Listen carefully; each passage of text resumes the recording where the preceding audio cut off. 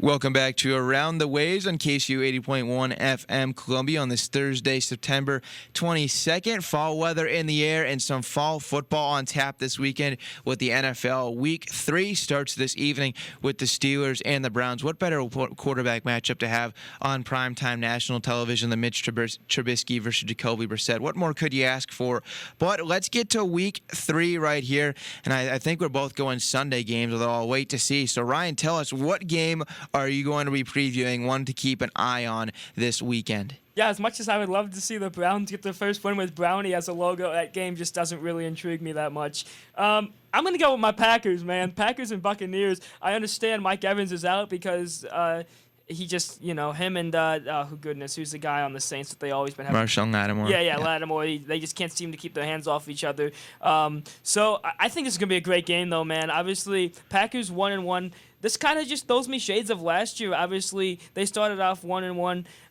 Last year, they had to play a big game in Week 3 against I want to say it was the Niners, and they ended up winning that on a field goal by Mason Crosby. Yes, I think you're dead on. It was in San Fran on Sunday Night Football, yep. So I think it's going to be kind of one of those games again. Obviously, Tom Brady hasn't looked that good, but honestly, neither has Aaron Rodgers. Obviously, last game, it was kind of more of the Aaron Jones show. He did get a passing touchdown to Allen Lazard in there, so that was pretty cool. But, I mean, Christian Watson, there was someone else. It might have been Lazard.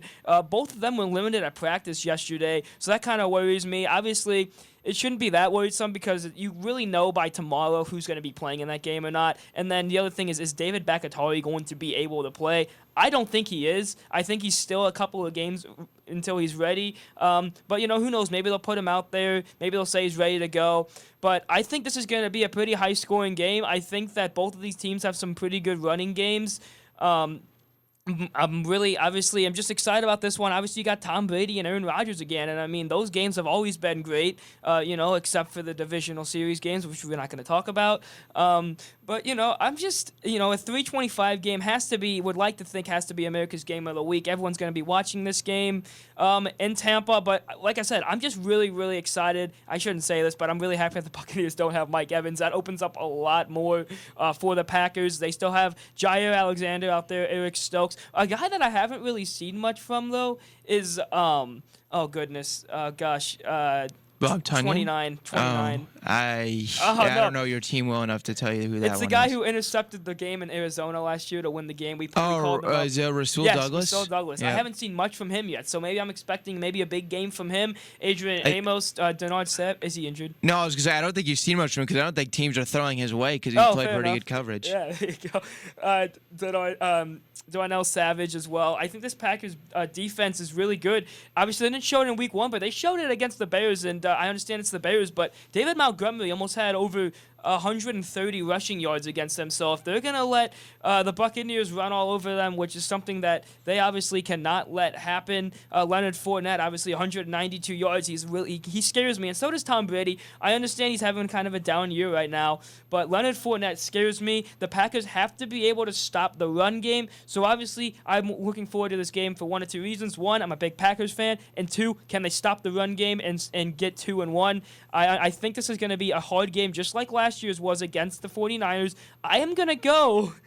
The Packers are going to win this one on a field goal as well. Yeah, I mean, this certainly figures to be one of the best games, probably. I shouldn't say probably because there's a decent shot these two teams meet in the playoffs, but potentially the last time you see Tom Brady and Aaron Rodgers match up against each other. And one, I think if the Packers want to be taken seriously as contenders, you got to win this one. And I know the Packers are dealing with injuries too, but the Tampa Bay, I mean, they just pulled Cole Beasley off the streets because they have so many wide receiver injuries. The offensive line is banged up. It's the Tampa Bay, Tom Brady, I still trust him more than Rodgers, but it's a very beat-up team, and the Packers really should go in and take this one if they are really going to be serious contenders. But for the game, I'm going to switch you. I highly doubt anyone expected me to highlight a game between two 0-2 teams, but the Raiders and the Titans, and I think this is going to be a close game because it's two incredibly desperate teams, just in the fact that winner keeps some hope, albeit a little bit of hope, but some hope alive at 1-2 on the season.